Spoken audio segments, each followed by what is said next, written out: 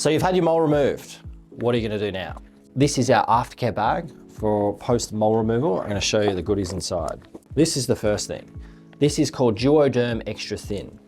It's like a second skin. It's what they call a hydrocolloid dressing.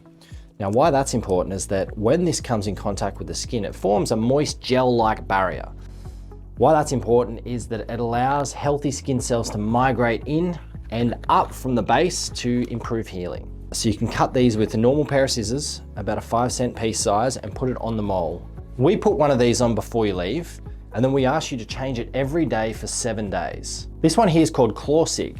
Now, your doctor may prescribe that if you need it. So in areas like intimate areas, perhaps under the arm, your doctor will make an assessment on other parts of the body, whether you need this or not. If you do, you'll get a script for it and you'll go and pick it up from your pharmacy. So that's not in your bag. We also have a postcard, and on the back of the postcard is your QR Aftercare code. So this links you through to your Aftercare for your mole removal. So we tell you a lot during the consultation. You don't have to remember anything. It'll be sent to you via email, and you can also look via your QR code. Now you're 2 weeks down the track, you've finished with your dressings, it's all looking pretty good. We give you this. This is called Stratamed. This is a silicone-based gel. Now there's good evidence to suggest that this improves wound healing and also reduces your risk of scar formation.